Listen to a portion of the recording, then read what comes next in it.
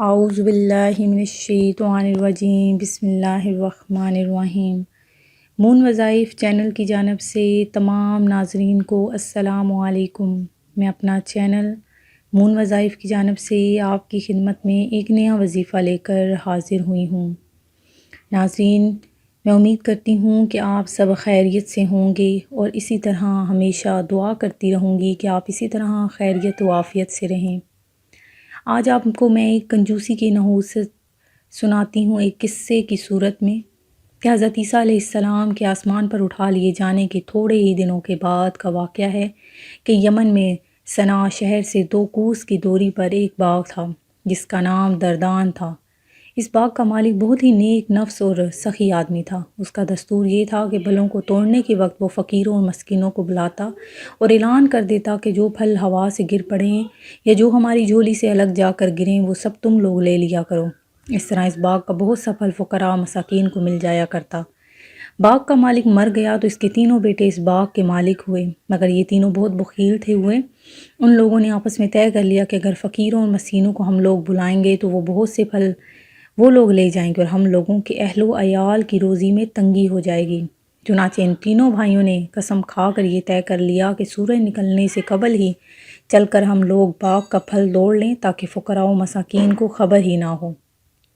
چنانچہ ان لوگوں کی بدنیتی کی نحوست نے یہ اثر بد دکھایا کہ ناگہاں رات ہی میں اللہ تعالیٰ نے باغ میں ایک آگ بھیج دی جس نے پورے باغ کو جلا کر خاک سیاہ کر ڈالا، اور ان لوگوں کو اس کی خبر بھی نہ ہوئی۔ یہ لوگ اپنے منصوبے کے مطابق رات کے آخری حصے میں نہایت خاموشی کے ساتھ پھل توڑنے کے لیے روانہ ہو گئے اور راستے میں چپکے باتیں کرتے تاکہ فقیروں اور مسکینوں کو خبر نہ مل جائے۔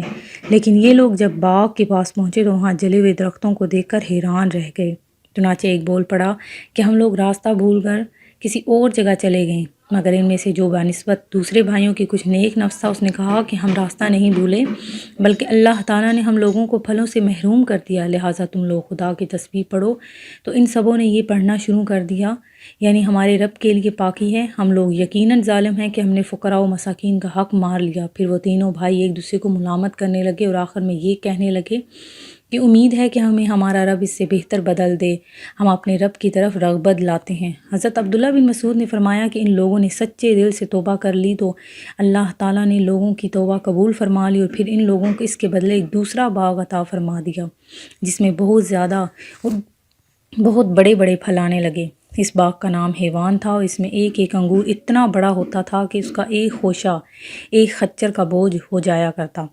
ابو خالد یمانی کا بیان ہے کہ میں اس باغ میں گیا تھا تو میں نے دیکھا کہ اس باغ میں انگوری کے خوشے حبشی آدمی کے قد کے برابر بڑے ہیں۔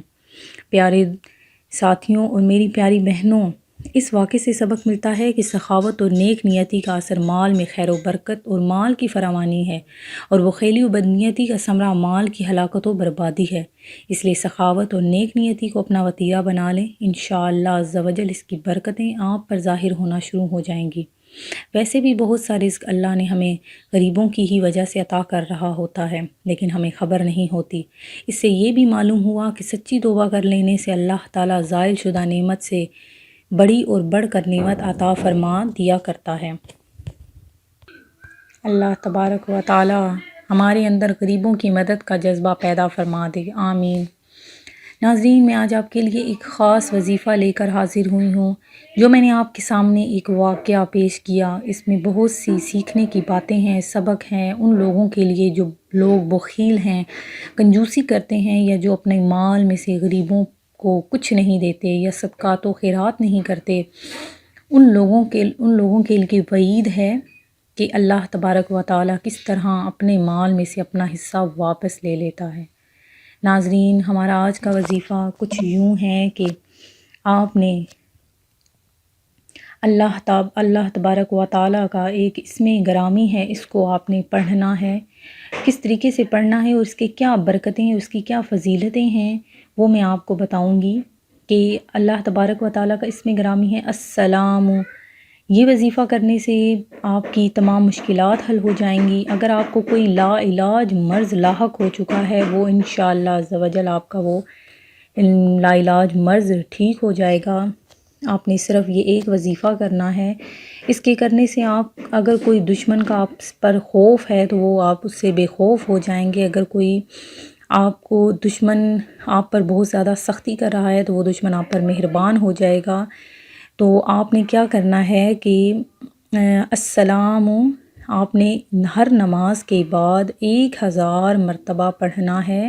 انشاءاللہ عز و جل آپ کی تمام مشکلات، پریشانیاں حل ہو جائیں گی، جن کی وجہ سے آپ پریشان رہتے ہیں وہ آپ کی پریشانیاں حل ہو جائیں گی۔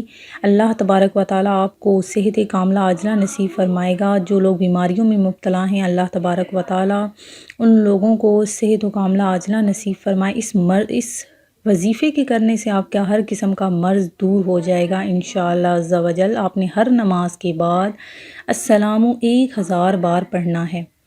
میں امید کرتی ہوں کہ ہمارا آج کا وظیفہ آپ کو پسند آیا ہوگا۔ اسی طرح سے مزید وظائف سننے کے لیے ہمارا چینل مون وظائف کو دیکھتے رہیے۔ اپنا خیال رکھیے گا، دعاؤں میں یاد رکھیے گا۔ اللہ حافظ۔